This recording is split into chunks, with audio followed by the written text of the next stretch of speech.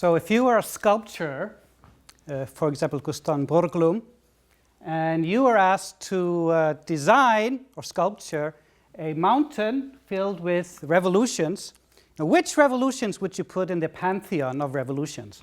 Here we have Mount Rushmore, as you can see, with 4 great presidents.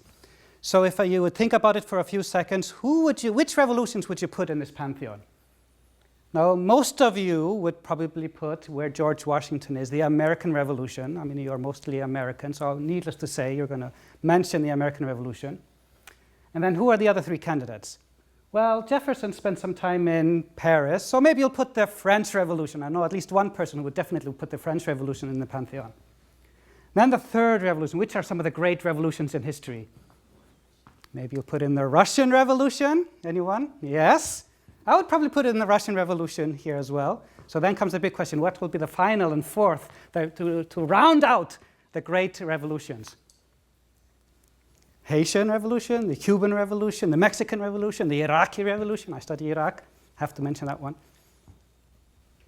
I'm going to argue that the revolution that you should have mentioned first, the greatest revolution of all, is the Iranian Revolution of 1978 to 79. The Iranian Revolution should go where Abraham Lincoln is sitting right there. Now, in some ways, I should put the Iranian Revolution where George Washington is, because I really think it is the revolution that is defining our 21st century. And I'm using the word greatest revolution not because I think it's the best in a kind of value judgment. I think it is the greatest in a number of different ways. It is the greatest in terms of mass participation of all the other revolutions. Millions of people participated in the Iranian Revolution.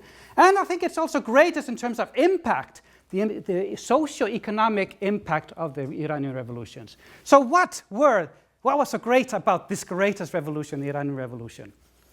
Well, let's think about the other 3, the smaller revolutions compared to the Iranian revolutions. They were all in one way or another concerned with religion.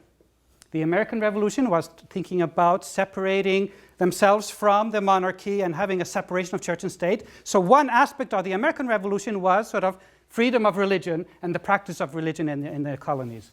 The French Revolution and the Russian Revolution, as you might know, were also concerned in one way or another with religion. And sort of got either rid of religion in the public sphere or were decidedly anti-religious. The Iranian Revolution undoes everything that the previous revolutions had done, and it brought full strength and force religion back into the public sphere. At a time when people didn't really expect religion to play out any role in politics. In the 60s and 70s, people thought, religion is out. We have Marxism, we have other issues that are more predominant in sort of political discourse. Revolution is so 18th century, so 19th century, we don't really need religion in the 20th century. But then we have the Iranian Revolution. Now, the Iranian Revolution comes in the context of an Iran governed by a monarchy. Here we have Mohammad Reza Pahlavi and his wife, Farah Diba, who was a Williamstown resident in the early 1980s for about 5 years.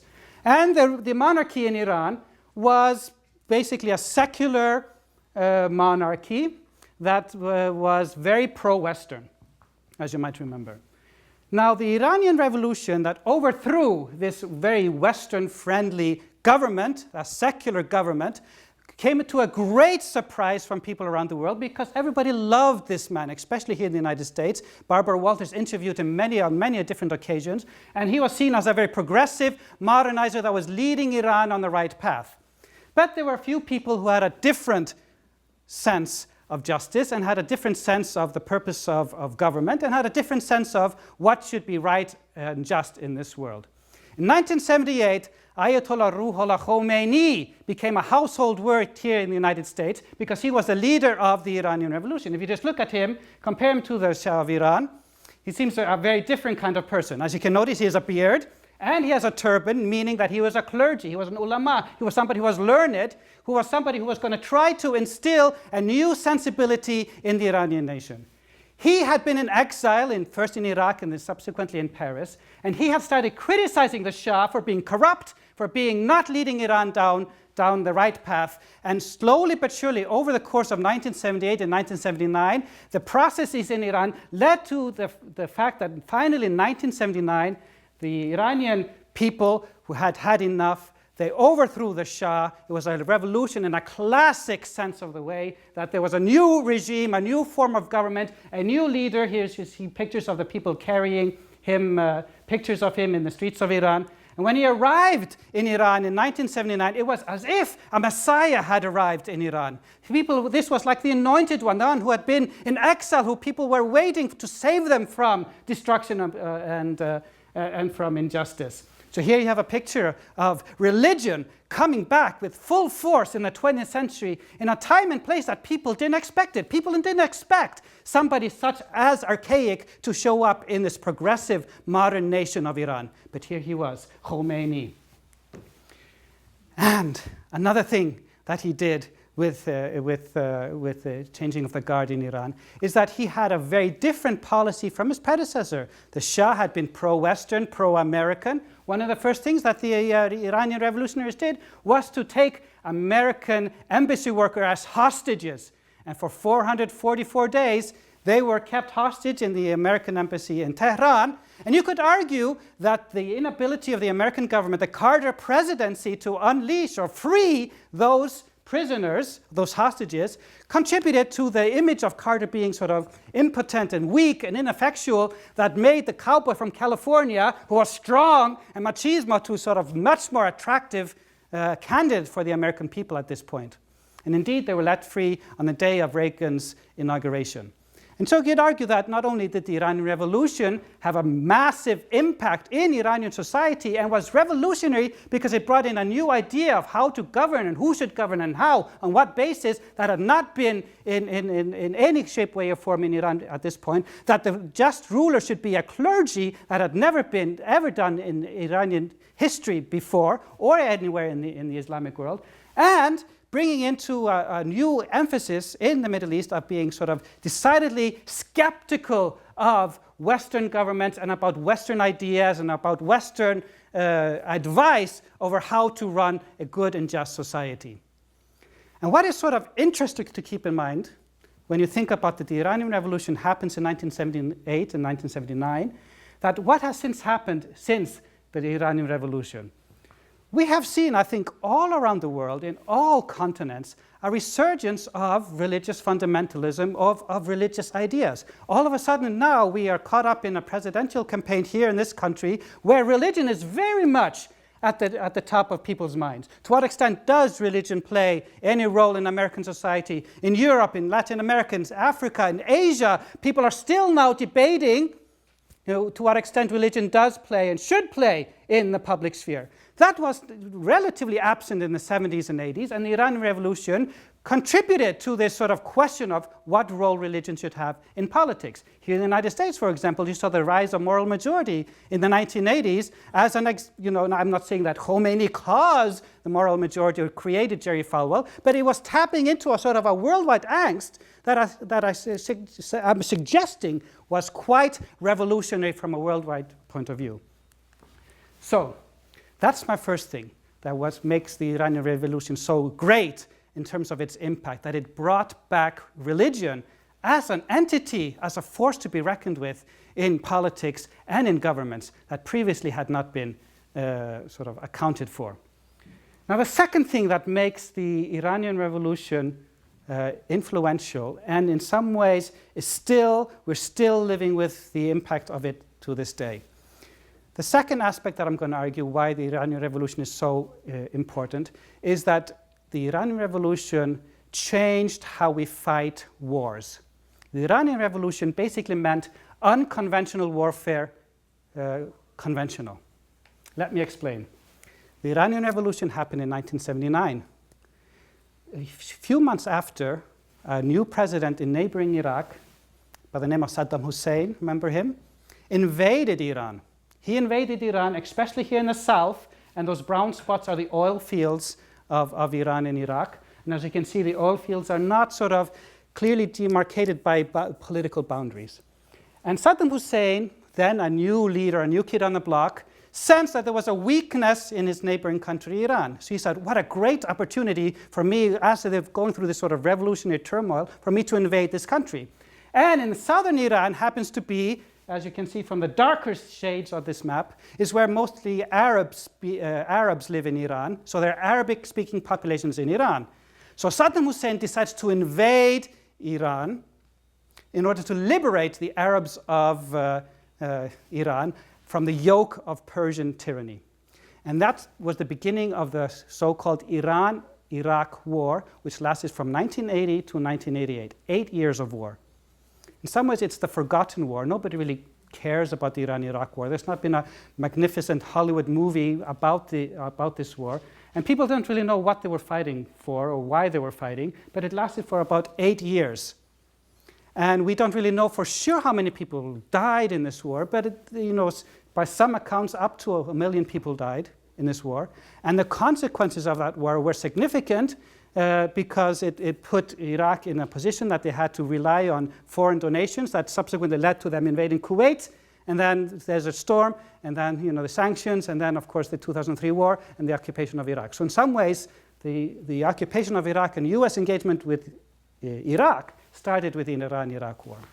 But the reason it's important, why I think it changed warfare, that because Saddam Hussein, a secular ruler, invaded Iran, which was then an Islamic republic, it created an opportunity for the Iranian government to recast itself and extend the revolution much longer, the sort of revolutionary spirit much longer than they ever could under normal situations. What better than say, oh, we've been invaded by these devils from the West? And that enabled the government to crack down on any kind of dissent in the name of national security. And because this was an Islamic republic, the government, Khomeini in particular, was able to recast this war as a war between good and evil, which all people like to do in times of war. But in particular, because it was coming from him as a leader of the Islamic Republic, the good and evil was understood in religious terms. And the way the Iranian government fought this war is that they convinced its citizens that they were fighting a just war, and that if they die fighting in this war, they would die as martyrs. Meaning they would die for a just cause, and that would mean an immediate entrance into heaven. And the religious ideology, what we call the institutionalized martyrdom of this war, had tremendous repercussions, not only in Iran, but all across the region. In order to get people committed to fight this war, they basically promised them immediate entrance into heaven. I mean, which worldly leader can really promise anybody entrance into heaven? But Khomeini's government had the audacity to do so. Second of all, they recruited young boys to go out on the battleground, untrained basically, and all they had as a weapon was a key around their neck in order to their key to heaven. And so this idea of waging war, essentially committing suicide, martyrdom, of becoming a martyr, fighting sort of unconventional war, became a praxis during the Iran-Iraq War, became sort of mastered in the Iran-Iraq War. So this idea of somebody committing suicide in the name of a cause emerges in this particular context. So the idea of the suicide bombers starts here in the Iran-Iraq War in the 1980s and starts permeating in other parts of the world. So now we have, I think, in any warfare from this day moving forward, we will have to account for people who will take the law in their own hands, not fight according to the strict laws of war, and fighting unconventional warfare where they're not wearing uniforms or following the Geneva Conventions and so on and so forth. And that idea was really cynically manipulated by the Islamic government in Iran. I'm going to show you a few images how the Islamic government cynically used religion for a very sort of mundane and secular war. Here you have the soldiers preparing themselves for the battleground, and here you have the soldiers sort of getting ready for their final cause. So the Iran-Iraq War, which in some way, shape, or form we're still fighting today, sort of the third or fourth version of it, really brought religion into the battlefield and convinced people to fight differently than people had essentially fought before, and the justification and the reward for fighting completely changed, I think, how we fight wars now in the 21st century.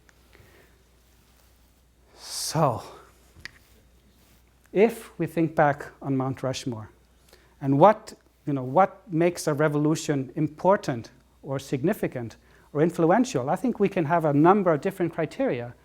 And in some ways, the American Revolution, the Russian Revolution, the French Revolution, we can sort of debate, especially regarding the Russian Revolution, the French Revolution, sort of the impact and the validity of these revolutions still today. But the Iranian Revolution is a revolution that is still in the making. It's still not over. It's still not unresolved. And therefore, we do not really know what the sort of the end goal of it is, or what sort of the final destination point of that is, or how that issue will ultimately be resolved. So, on the pantheon of great revolutions, I would put the Iranian Revolution as the greatest revolution in human history. Thank you.